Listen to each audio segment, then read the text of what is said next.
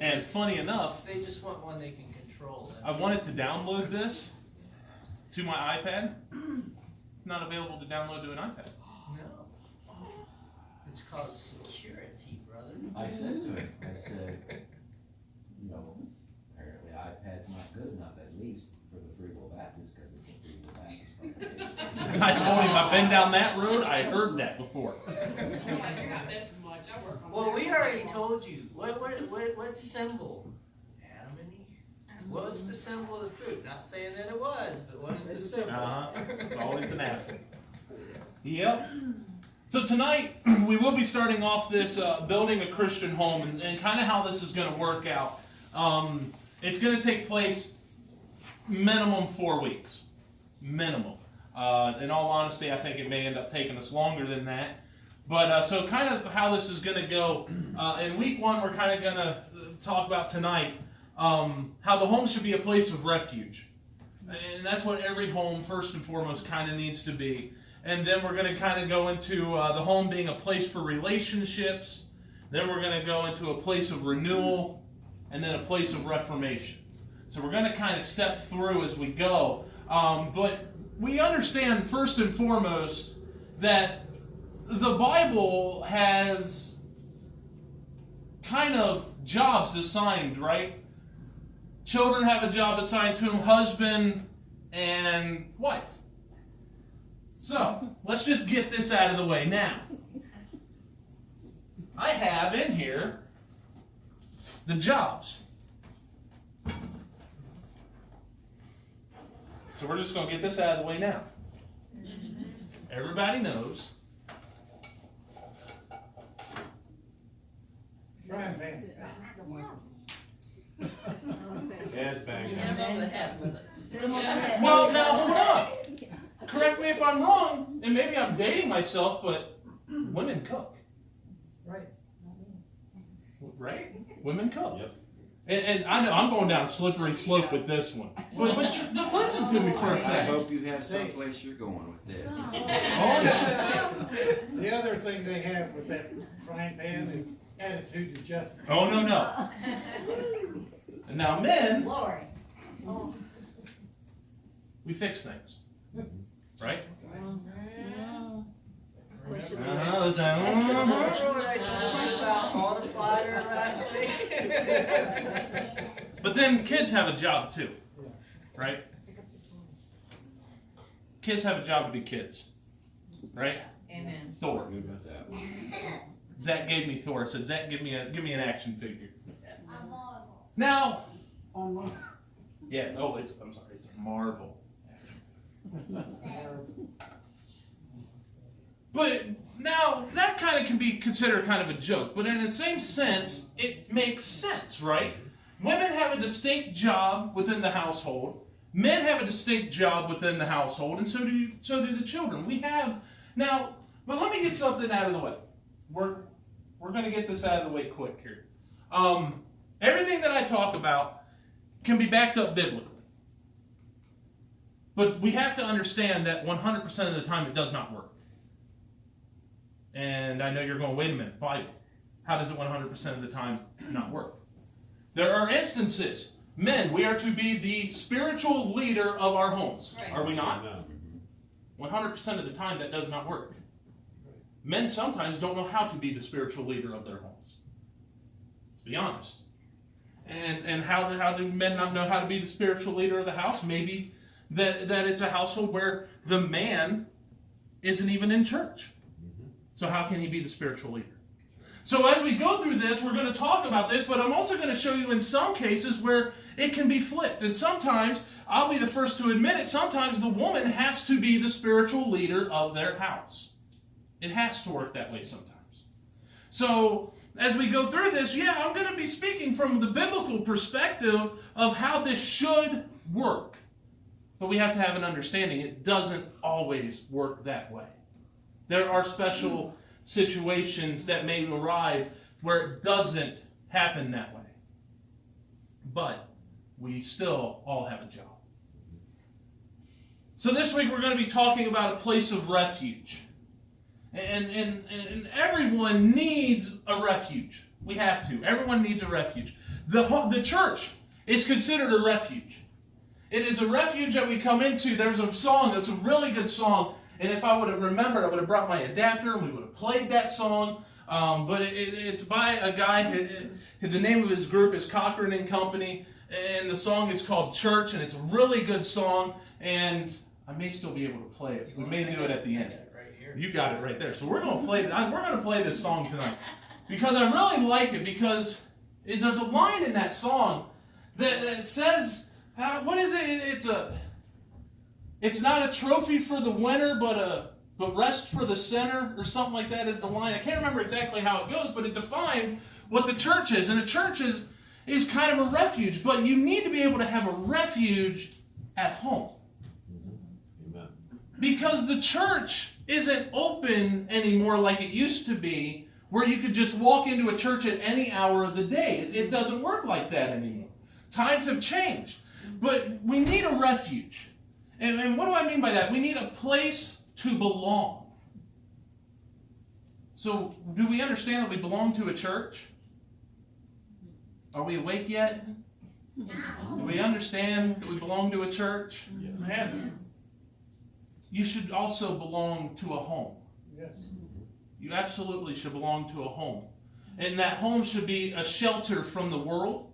And it should be a place that you feel loved. And it should be a place to love. I got it ready. Got it ready? All right. You know what? Let's just go ahead and get it out of the way. Because I think it's going to kind of tie in a little bit. I thought about that. I'm like, man, I wish I could play that song. Well, if you buy a real phone.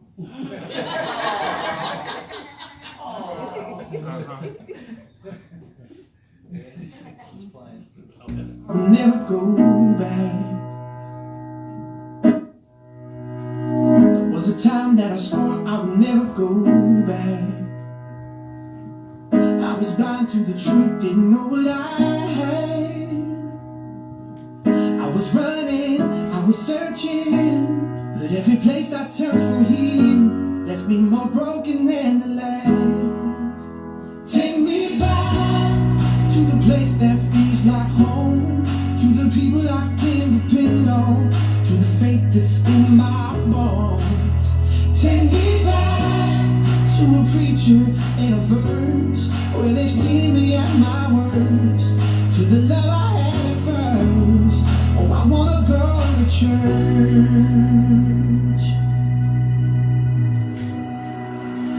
Trying to walk on my own, but I wound up lost. Now I'm making my way to the foot of the cross. It's not a trophy for the winners, it's a shelter for the sinners, and it's right where I belong. Take me back to the place that feels like home, to the people I can depend on, to the faith that's in my bones. Take me back to a preacher and a verse, where they've seen me at my worst, to the love I had at first. Oh, I wanna go to church. I wanna go to church.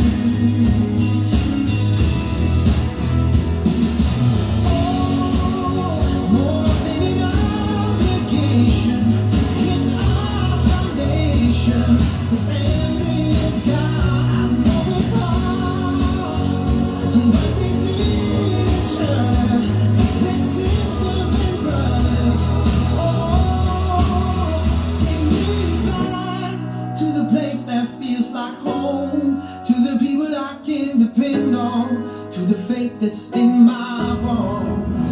Take me back to a preacher and a verse, where they've seen me at my worst, to the love I had at first. Oh, I wanna go to church. Yeah, I wanna go to church. Oh, I wanna go. Oh, I wanna go to church. Oh, I wanna go to church.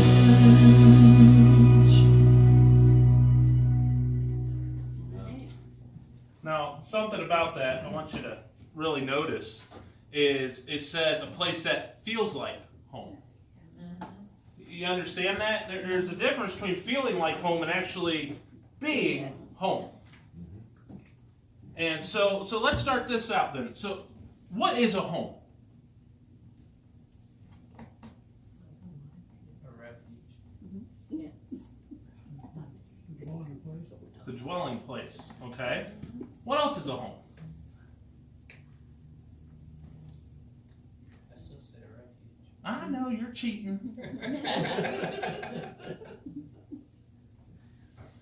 A lot of people would say that a home can be a roof that will keep out the rain. It's a protection from the elements.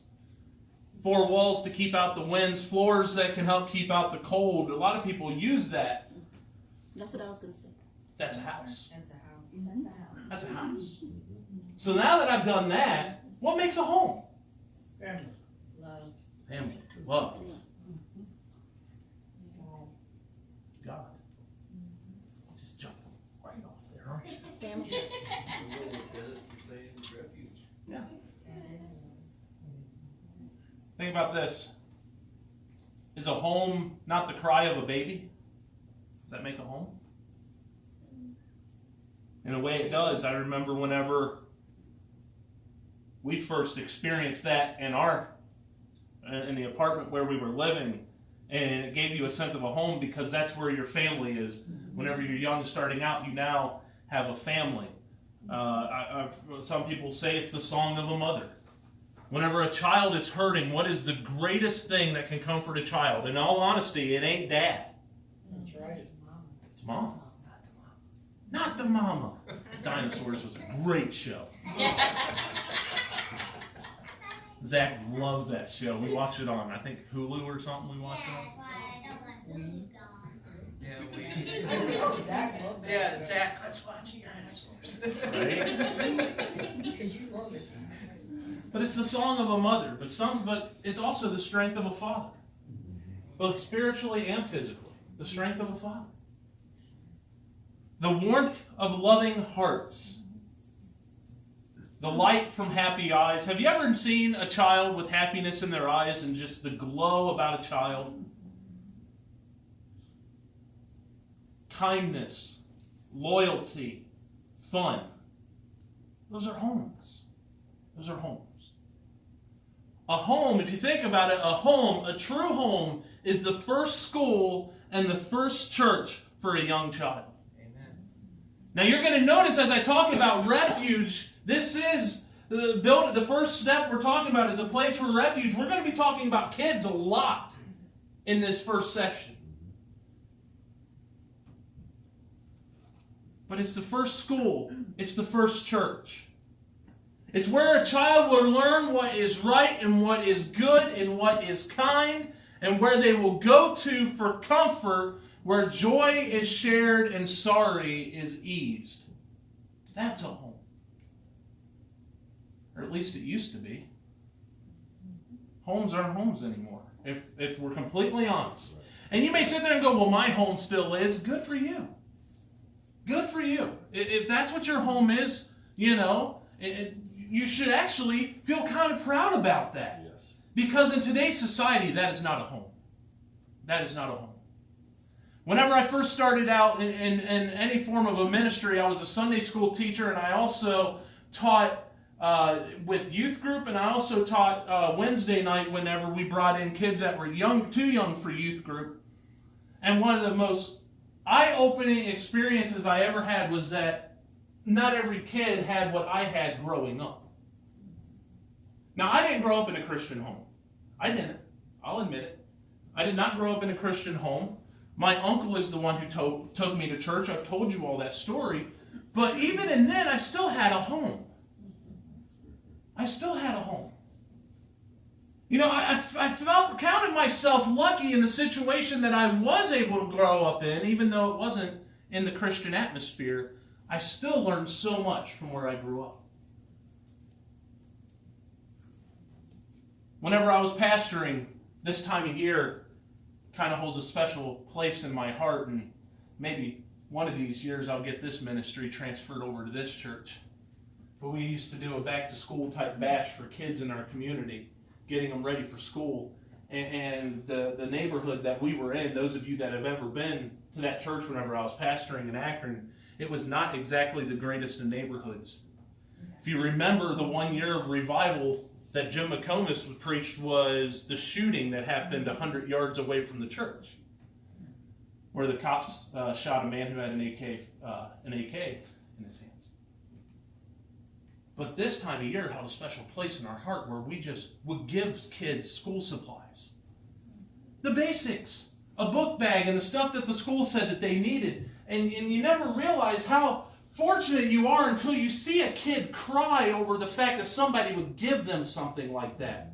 Because otherwise they wouldn't have had it. Until you experience that kind of stuff, you know, it does. It gives you a better sense for what a home is, because you see so many kids that don't come out of a home. They come out of a house. So unless a child is very young or homeschooled, children today are spending much more time outside of the home. Did you think about that? Here, James. I'll pass these out. Is that a test? Yeah, it's going to be a test. Here, in case they don't have pens. Kids today are spending more time outside of the home. Schools have extracurricular activities that kids are involved in, which takes time out of the home.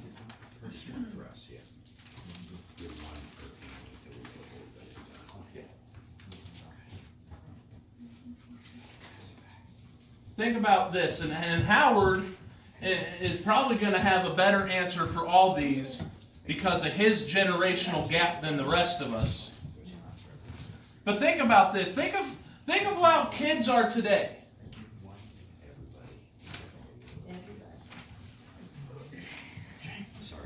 Nope, sorry. I want you to fill this out real quick. And this is, I know some of you may have to think back further than others. But I want you to try and think about this. As a child, how much time did you spend at home? And whenever I'm talking about a child, before you turn 13. When you say home, are you talking in the building, the house itself, or like if we were gone all day playing, not at home? If you were actually inside Inside of the house. Inside of the house. What's the question? You talking sleeping too? Don't count sleeping. Yeah, don't count sleeping. Waking hours.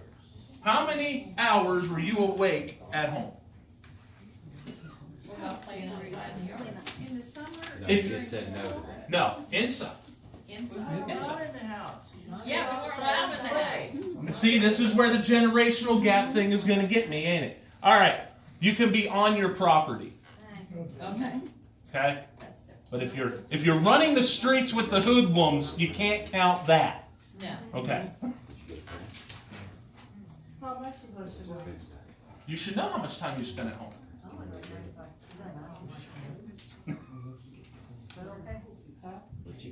Well, how many hours a day would you think? I'll do the math for you. Before you turn 13.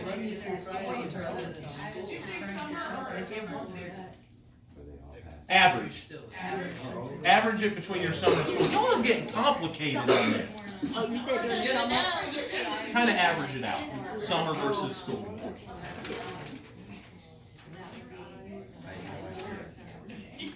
Only do the first section where it asks about the time. Don't do the second section yet. No working ahead. Hours times 5. So how many hours? Multiply it by 5. Remember your 5s table? Yeah. Oh, I'm talking to Josh right now. I remember. I remember. Whenever you're done, look up at me. No, I thought you were sure. Look at him, he's getting in it.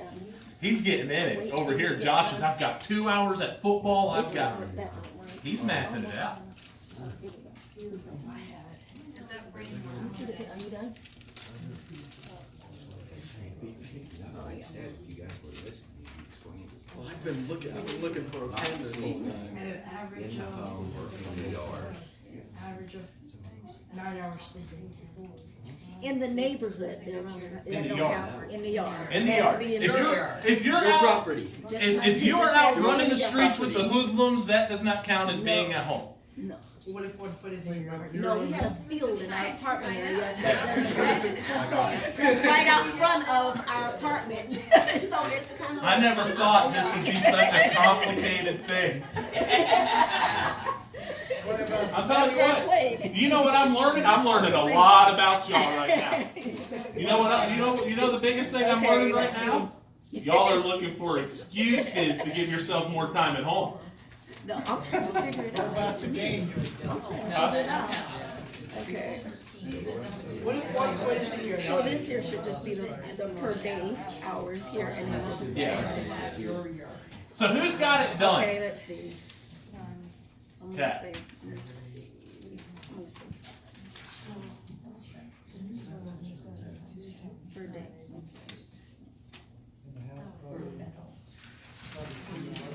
We're gonna see if this statistically maps out. We're gonna see if we see the national standard as we talk about this.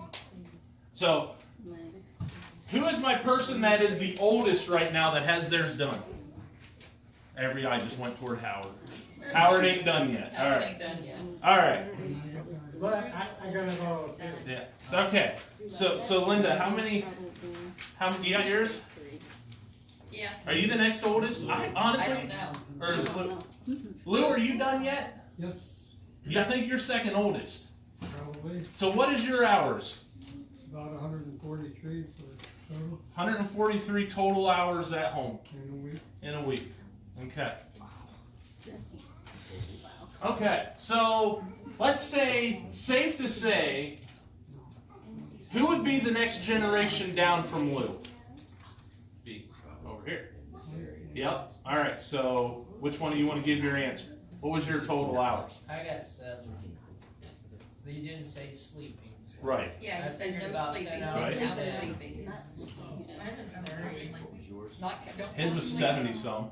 I wrote 70. I wrote 10 hours. You said 30? Yeah. Mine was 28. Okay. Mine's 31. So we got so think about this. We're down to 28.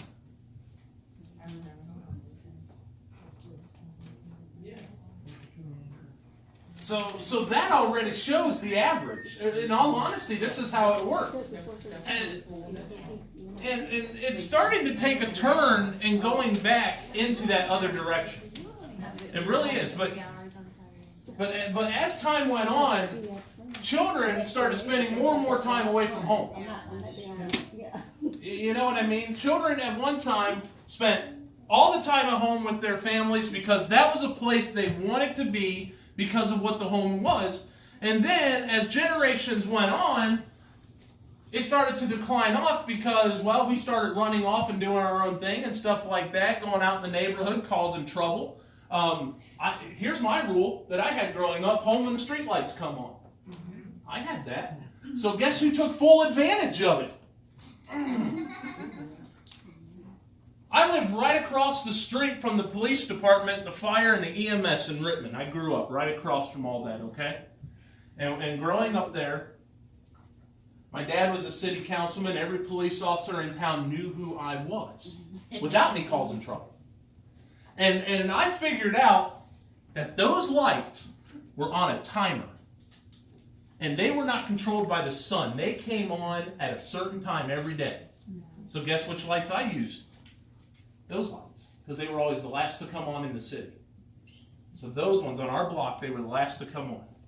But as time went on, children spend more and more. And actually today, they found that the national average that a child spends at home today per week is just over 10 hours a week.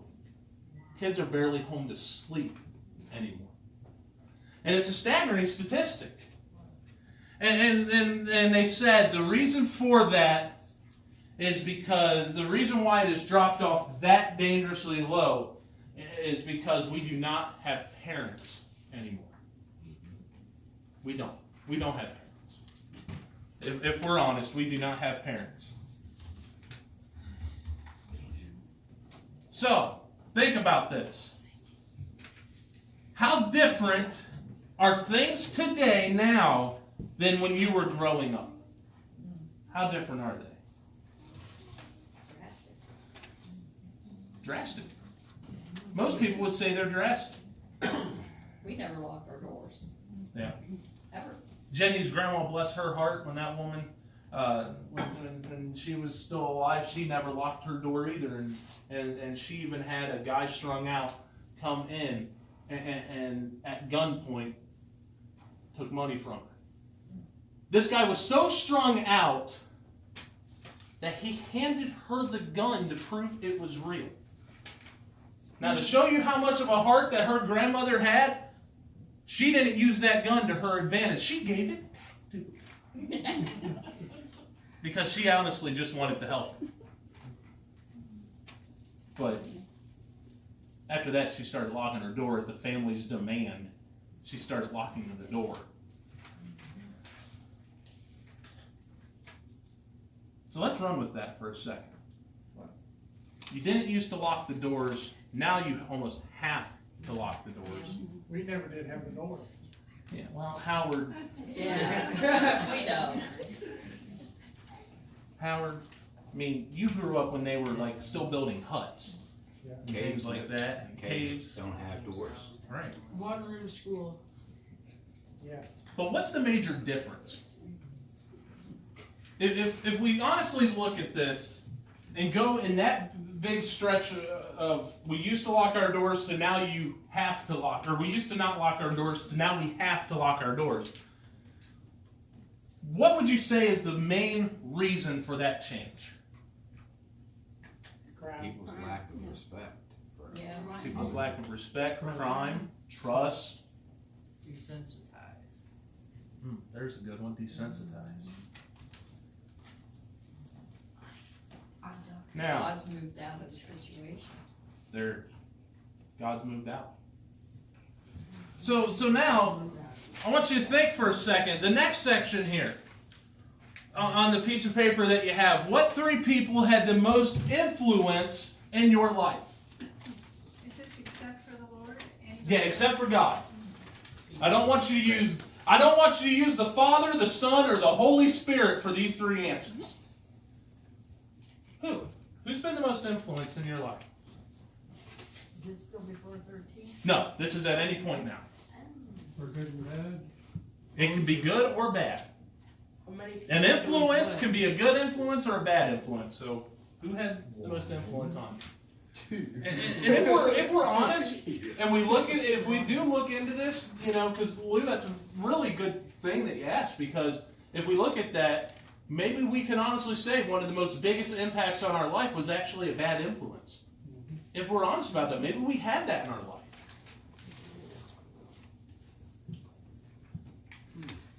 And while you're doing that, I want you to think about this.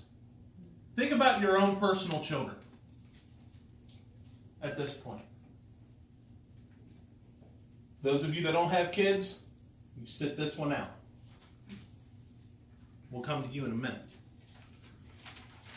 Who seems to be the major influence in your child's life? Those of you that have kids. Who's the major influence in your child's life? Now we're sitting here, we're writing down three people, and some of you probably got this real quick. I mean, I didn't even get it fully out of my mouth, and Pastor was probably almost done with his. But so let's go over this. Who wants to share their three? I can. Go ahead. Mom was my number one. Yep. Dad, number two. Grandma was number three. Okay. Dad, Uncle Randy, and Drill Sergeant. Okay.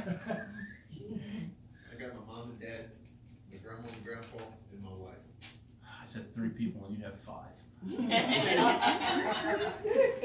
Parents, grandparents. There you go. All right. Go ahead, Yeah. Tasha. Dad, sister, and husband. Okay.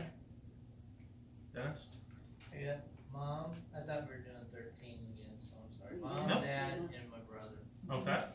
But my brother, he's 15 years older than me, so. Right. You looked at him Yeah. like a parent. Now, kids, without writing it down, real quick, who wants to be my guinea pig? Guinea pig, what do you mean? Kids. Kids. All right, Zach, let's see if you can do it. I don't know what that means. Stay right there. You can do this from your seat. Who are the 3 people that influence you? Do you know what influence is? An influence is a person that shows you either right or wrong things. So who are the 3? Granny, Grandpa, Mike, and Grandma Joe. Okay. You know where in That really backfired right You're always undermined, there. Jude. What about you, James? Me? Yeah. I put Dad, Mom, and Jim Combs. Now, today, in most cases, the number one influencer of a child is somebody completely outside of the home. Yep. In today.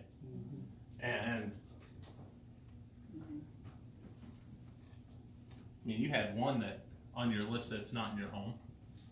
I don't know. Is that a bad influence or a good influence?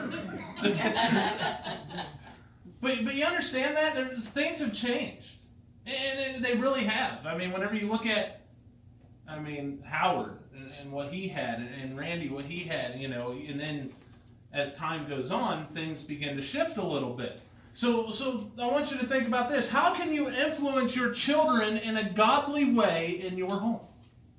How can you? Not only that, but think about this. What have you seen in your child or children that shows they are patterning themselves after you? Think about this. This ain't always a good thing either. Likes, dislikes, interests. One of the things that we try to express to our children that's a big problem today is prejudices. What does that mean? Teaching hate. Most kids, any kid, it is my personal opinion that any kid today is taught hate. They don't just hate. Yeah. Not only that, but your religious views, political views, moral values, habits are all taught in the home. All of those.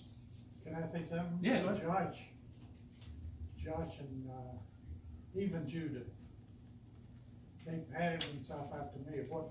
What I do, they want to do the same thing. Yeah. You know, I'm proud of that. I think if you look at it, most boys either want to be like dad or like grandpa. Most girls want to either be like mom or like grandma.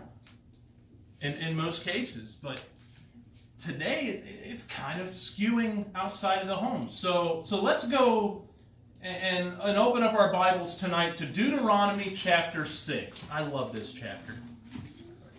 I just wanted to say something before you go, but it just hit me. And I knew exactly what we were doing with that there. Obviously, I seen the lesson. Mm-hmm. But I think one of the reasons why kids today, we've seen a different thing when you have boys and girls here that are church-going kids, and their answers still fall in line with the older people. It's mom and dad for most people, grandparents, whatever. I think one of the biggest reasons why that doesn't stay that way anymore is, and I'm not saying this against my teachers, because some teachers are still the old way, but schools, and it's certain school systems. A lot of times it's the school systems that are outside the country setting, are so easy find themselves to contradict a child's parents. Right. They have their own agenda rather than just teaching school and backing up parents, and parents backing up teachers like it used to be. It's like, today it's like, kids come home and say something happened at school.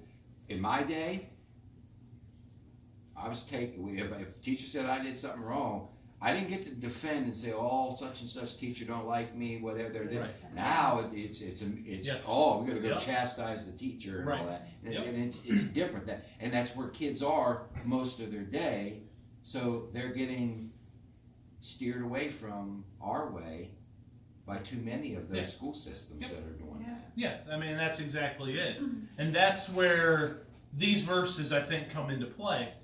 So Deuteronomy chapter 6, verses 5 through 7, it says this, and this is how to get a refuge in your home, but also has rules for what you are supposed to do with your children. Beginning in verse 5, it says, and thou shalt love the Lord thy God with all thine heart, with all thy soul, and with all thy might. This is not an option. Right. Do we understand that? This is not an option. Here, he is saying you will love God with all your heart, with all your soul, and with every ounce of strength in your body. You will love God. And these words which I command thee this day shall be in thine heart. We need to put them somewhere, right? Right. And then here's what he says. Here's what's said here.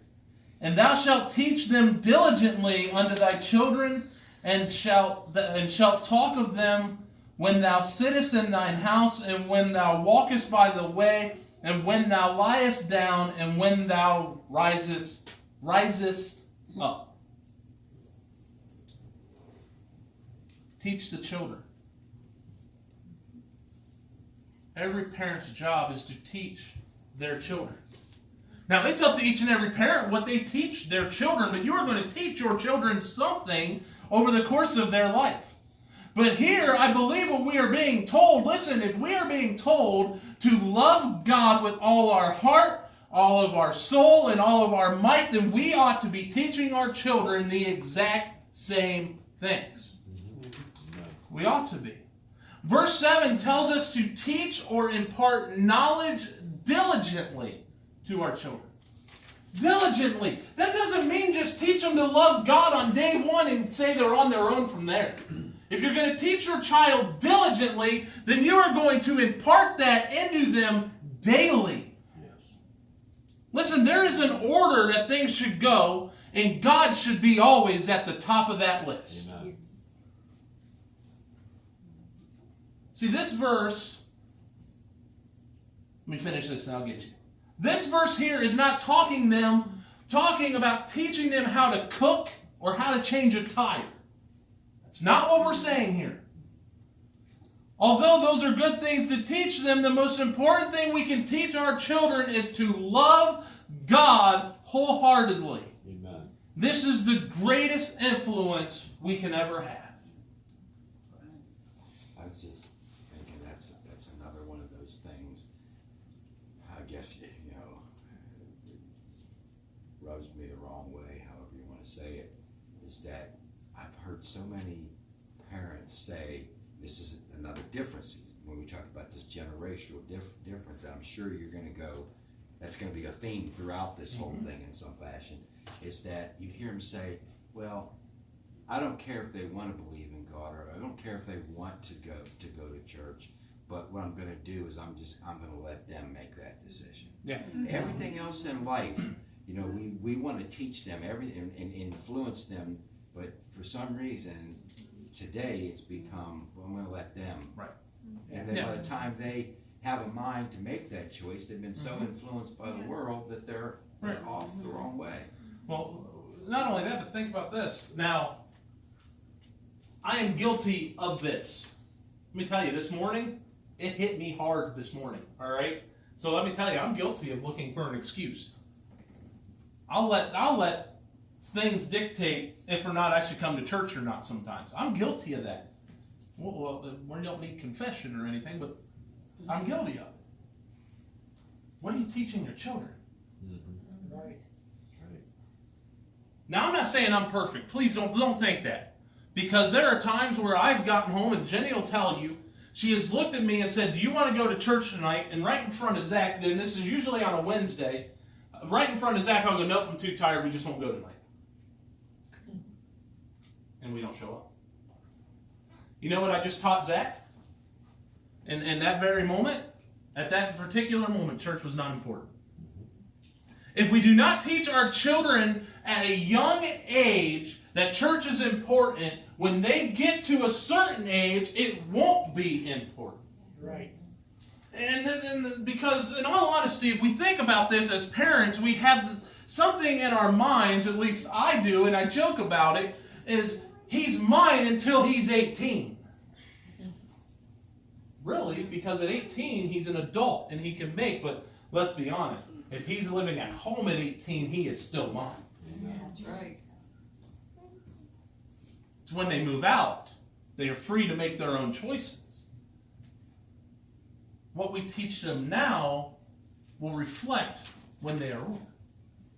The Bible tells us to train up a child in the way that he shall go, and when he is older, he will not depart from it. Amen. If we teach our children, and I was thinking about this as I was studying this, and the perfect example I thought of was with your boy, Rob. The perfect example of that. He was taught at a young age. He went away from it.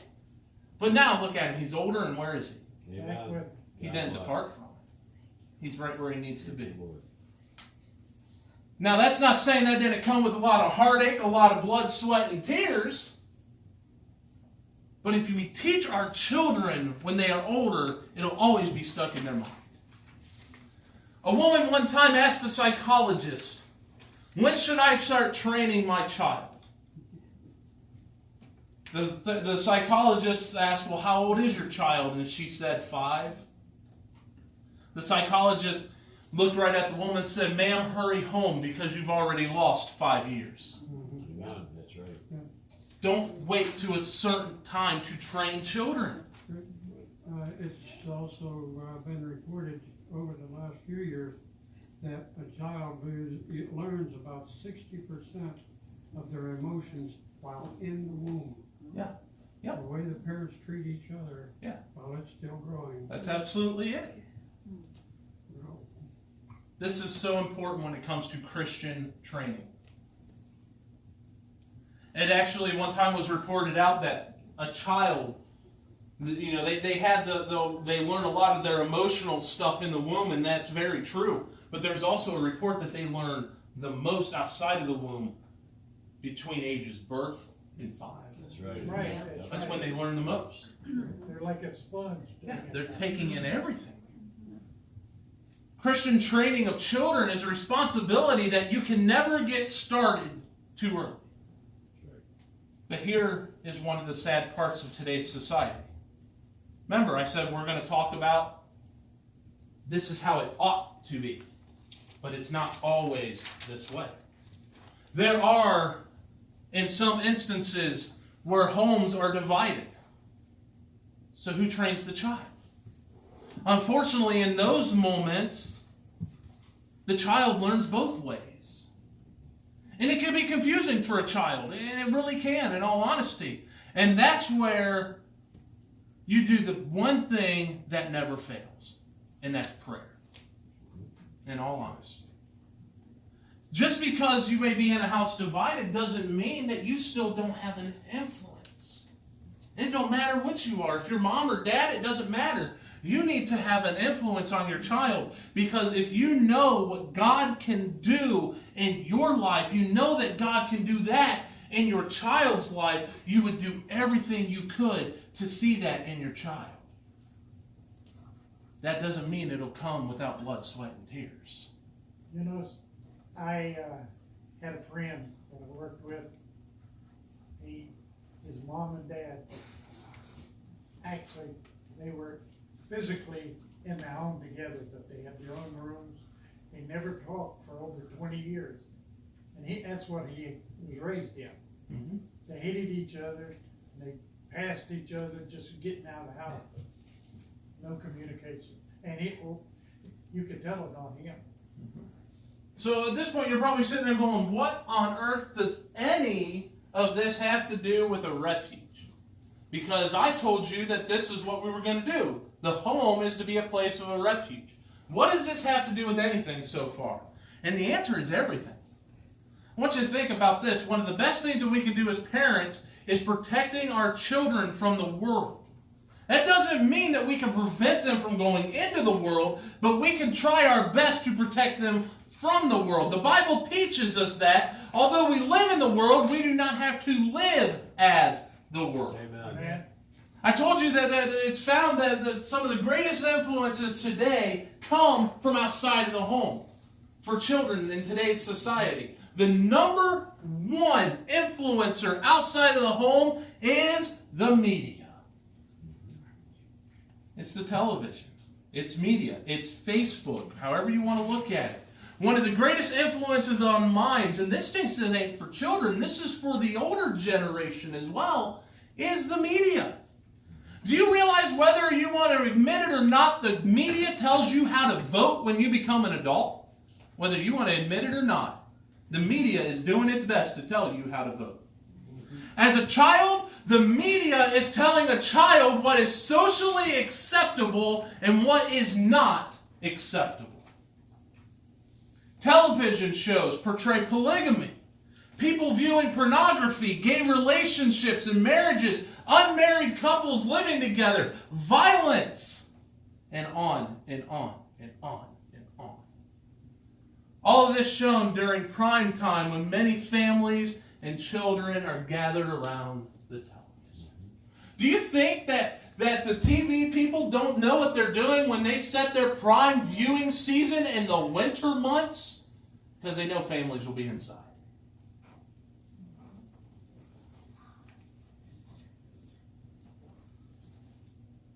One thing that has happened is the devil has found a way into your refuge. That's the airway. Yeah. Yeah, that's exactly it. It's been several years ago, and I've despised this show from the very beginning. And it's on MTV. And does anyone remember when that actually stood for music?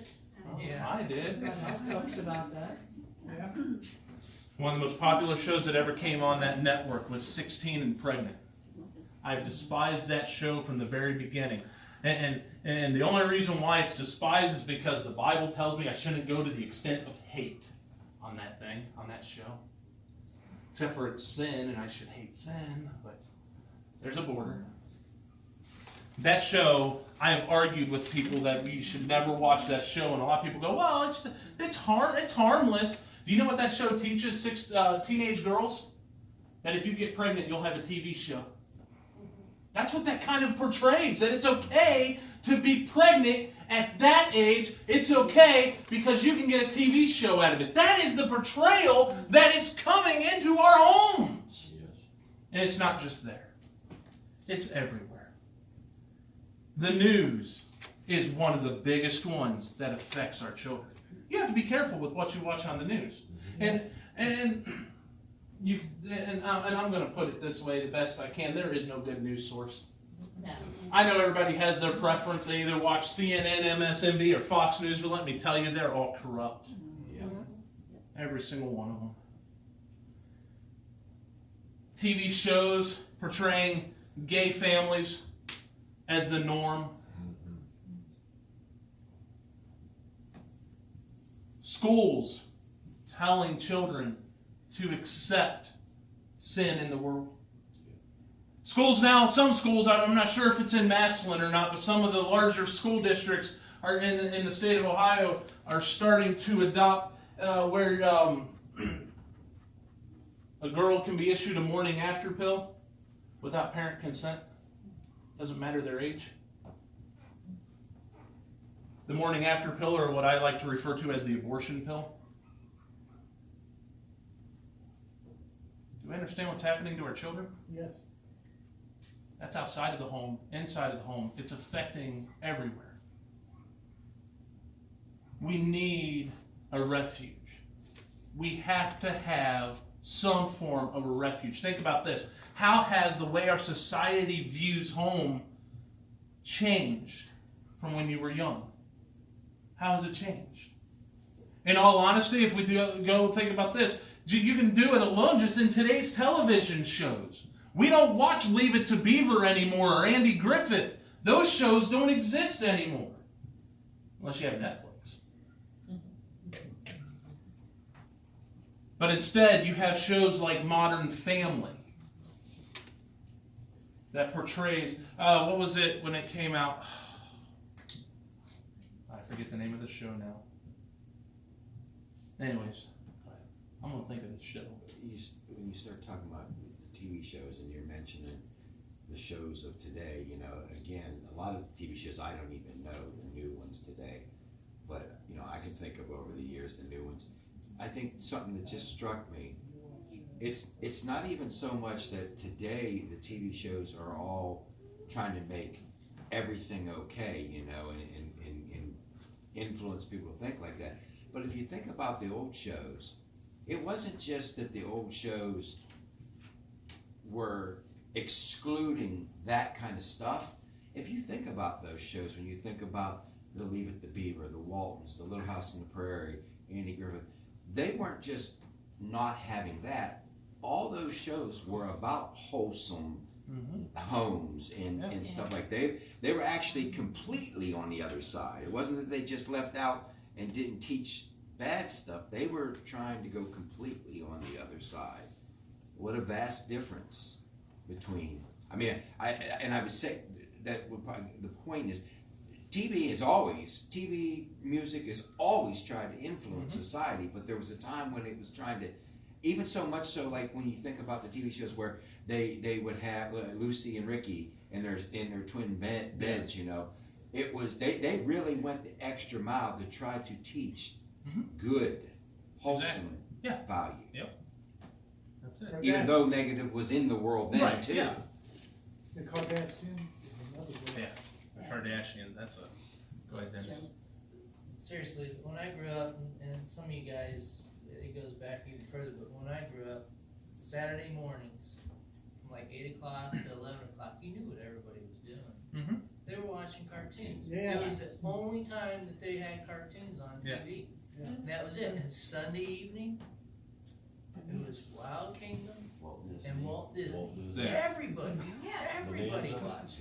Even in Sky King, Roy Rogers, King Autry, Hopalong Cassidy, The Lone Ranger.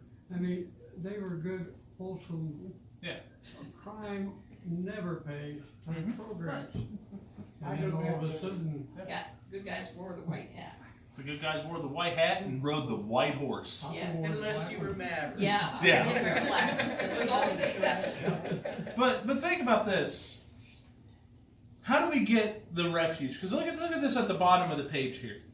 Everyone needs a refuge, a place to belong, a shelter from the world, a place to feel loved and to love. How do we do that? And you're sitting there and you may be hearing me talk about all these things and you may be thinking, oh, that's, you know, to get to that is harder than what it sounds, but it's not. It's so easy. As Christians, we just need to get back to the basics. That's all we need. We need to get back to the basics. We need to get back to the basic principles taught in the Word of God. That's what we need. And not only that, but we need to not only get back to them, but they need to become applied in our homes. And do you understand that, okay, so your children are grown up and they're moved out of the house. You know you still have a place of refuge? You really do. And Dennis kind of talked about this a little bit, and I'm sitting there going, man, he's really going to, and luckily he didn't go that far with it, where you were talking about once Danielle went out, really, Ronnie's responsible now, you know, and that should be the emotional support and things like that. But there's still, in a sense, there's still a refuge at home. There always will be. You know, whenever I got married, I'll never forget the words of wisdom that came from my father-in-law the day I got married. No return policy. What he told me. But do I honestly believe that if it came down to it, and if I was dumb enough and did stupid enough stuff, that there would be no return policy? Absolutely not. My daughter went away when she grew at age. She left 6 months later. She came back. Yeah. The thing about this, now those that were parents are now grandparents. Did you know your home can be a refuge for grandchildren? They should have it in their own home.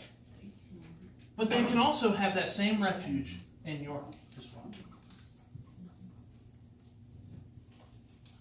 This may not be very popular with children, but especially if you have to turn off their favorite television show or even their favorite cartoon. But that's how we can provide a refuge, a place of shelter. It's crucial today for a successful godly home. Think about this. In the Old Testament, we read that patriarchs pitched their tents, dug a well, and built an altar. Yes. It happens still today. Think about this. How many today pitch their tents, they build a house or they buy a house? Okay? So there's your walls, there's your house. They dig their wells. They provide for their family's physical needs. We all do that, right? We do that. But there's a problem today where we don't build an altar. And what do I mean by that? We should be caring for our family's spiritual needs. Amen. And this is where I said sometimes it skews off. In all reality, biblically, it is the husband's responsibility mainly for that last one. Really, the last two. We're supposed to care for our provide for our families, and we're also supposed to care for them spiritually. We need to be the spiritual leader. But there are situations where that's mom doing that. That's truly mom doing those type of things. So think about this. I'm going to try and land this plane here, is because we're actually getting ready to wrap up this tonight. But I want you to think about something. Let's think about this really easily.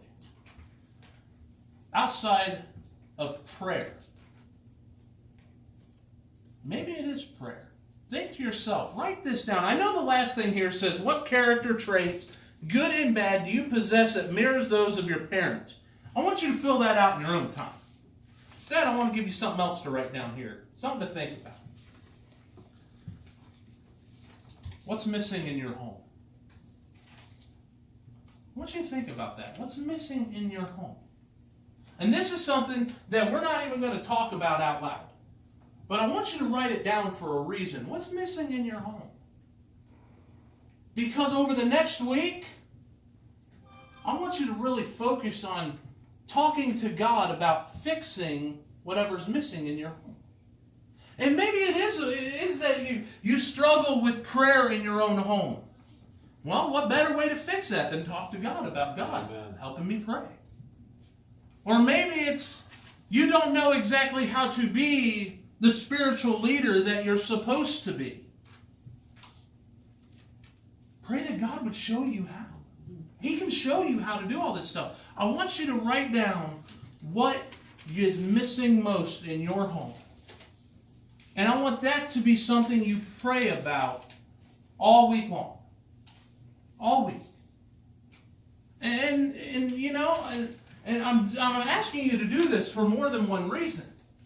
I believe we need to pray more in our homes.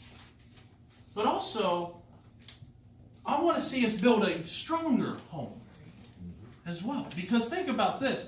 The Christian home should be the absolute happiest place on earth. Amen. Should be. If your children or other family members were to give you a report card, think about this. Grading your home life, what grade would you receive? Think about that. If you were given a grade on your home life, and this is parents, if your children were to grade you, what kind of grade would you get? Think about this though. A failing grade could be a good grade. Rebellious children, thinking you're doing everything wrong, could be a good thing.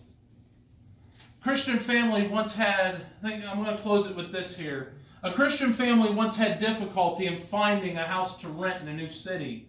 So they went to live in a hotel until they can find a new place of residence. One day in the lobby, someone said to the little daughter, "It's too bad, Gracie, that you don't have a home." The child, who knew the warmth of a true spiritual environment, replied with wide-eyed surprise, "Oh, but we do have a home. All we need is a house to put it in." Amen. Think about that. You can have a home without a house. There's that saying, home is where the heart is. Where's your heart? Where's your heart? See, as we build a refuge for our homes, we have to encourage communication. We really do. Too many kids today, and I can honestly say, as I sit here today, I don't think we have this problem with children sitting in this room. But a lot of kids today don't have an outlet. They don't have anybody they can talk to. To have a good refuge, we need a home where kids can freely talk about the things that are bothering them. I have never seen in my day,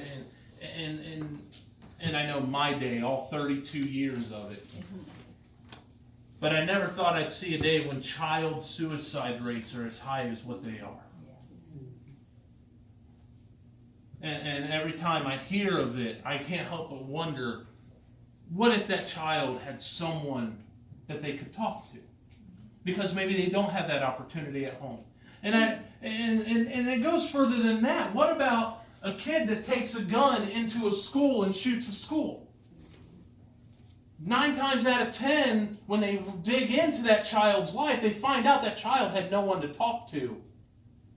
And they were talking to one, and that was Satan, if we break it down. We need to give our children a place for a refuge. But not only that, husbands, your wife needs a place of refuge. Wives, your husband needs a place of refuge. It has to go beyond that. You know, what you're saying there about the kids and the guns and, you know, the hurting like each other and this and that.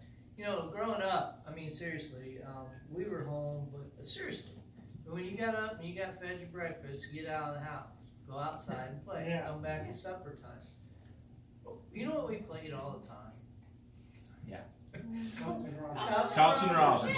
Cowboys and Indians. Or Army. And we killed each other all day long. Yeah. You know, make believe. We never hurt anybody. I mean, we had fist fights, things like that. Everybody does, you know, but not hurt somebody. But, you know, what has changed? I think when you really boil it all down to what you said, and it's a lot of it's the electronics in my mind. Yes. Kids are isolated, but they're connected, but they're isolated. They don't go in the neighborhoods and play. There's no little neighborhood gangs. You don't see it anymore. You don't see kids running around the neighborhood with each other playing, like the little rascals, you know. Yeah. That was our lives, for real. That's what we did. We made forts, we hung out in the woods, we did stuff.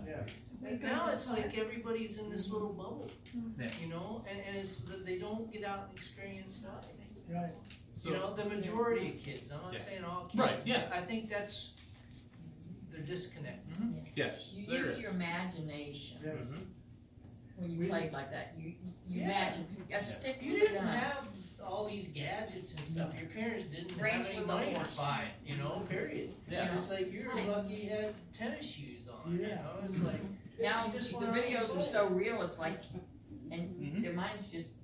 Well, yeah, they've been desensitized with Yeah, that because, you know, when you think Where's about imagination? the Cowboys and the Lone Ranger, okay, or whatever, you know, he shot the Indians all the time, you know, or whatever, the bad guys, you know, you've seen that, I mean, Cowboys and Indians, that's what was on TV. They were killing each other all the time, but you never see anything. It's like, boom, they fell down. No, Yeah. they Oh, weren't I got killing. that one. They Wasn't weren't graphic. killing each other. They only wounded them, Yeah. and then they took them to jail. That was the amazing thing about those programs. They didn't kill each other. Yeah. Right. But now it's It like wasn't the graphic. graphics are, and it's like they don't, they're desensitized. Yeah. You're taking me back now, Dennis, too. I was the oldest in the second family. We had like 3 older and then me. I was the youngest and the oldest. Yeah. And Terry and Sammy and Marcia. Well, Mom used to say go out and play kids. Well, I was the oldest, so there was 4 of us running to the park together, and we'd go down to Okino Park, Yeah. play for hours, and had a little pool there. but you know, we say be home before dark, because if you don't, the umbrella man will get you. Yeah. There's a man that comes around with an umbrella. There's the boogeyman. He'll The put you boogeyman. under the umbrella and take you away. So we were making sure we were home. See what before she's dark. saying, that happened to me, like, I would say at home only, other than sleeping, maybe the most would be 2 hours. Yeah. The rest of the day we was gone. Yeah. We were in the woods, Yeah. playing somewhere. Yeah. I mean, you literally, you were on Saturday mornings, like I said, Yeah. you just sit and watch cartoons. That was okay. Yeah. And then Sunday evenings, everybody watched Wild Kingdom and Walt Disney. Yeah.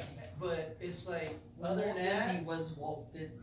you weren't allowed, mom didn't want you around, she was busy doing stuff, go outside and Right. play, unless it was raining or Yeah. something. Yeah. So one thing I want to do, and I know I'm going to probably get some groans out of this, but I'm going to give each and every one of you homework for the next week. School's not even Yeah, I was about to I school know. hasn't started. So think about this. Waited, so I didn't have to do homework. Think about it. Do you want me to be like I was in school? And but think about this. I want you to do something over the course of this week. I asked you earlier if your children could grade you, what kind of a grade would they give you? But I want you to grade yourselves. And here's what I want you to think of how you're going to grade yourself. I want you to think of areas like family fun. Do you spend enough time with family? Teaching the Word of God in your home. Prayer time. Guarding against Satan. And the love that's displayed in your home. I want you to think about these areas and grade yourself on. And don't be ashamed of yourself if the grade isn't the greatest. Don't be ashamed of it. If you look at it and you say there's one area on here and you have to give yourself a D or an F on it because you're not doing good in that area, don't be ashamed of it. Because now you know you have an opportunity for growth. But let me give you another heartbreaking truth. Nobody should get a straight A. Nobody should. I want you to think about that over the next week, and when we come back next week, let's talk about that a little bit. And most importantly, whenever you look at that, I want you to come back and maybe be willing to talk about an area in your home that you know you need to change. And what did you do to change it? You know what I mean? What did you do? Because you can make a change to those simple things like that. If you really wanted to, you could. I want to encourage you to do that. And like I said, as we come back next week, we're going to talk about that. It's kind of how we're going to open up. And then we'll get into next week on our next lesson, our next session, where we're going to talk about the home being a place of relationships. And we're going to really dissect into the thought, home is where the heart is. We kind of mentioned that a little bit here tonight. We're really going to dissect into that. But that's where we'll leave it for tonight. You mean you can have an A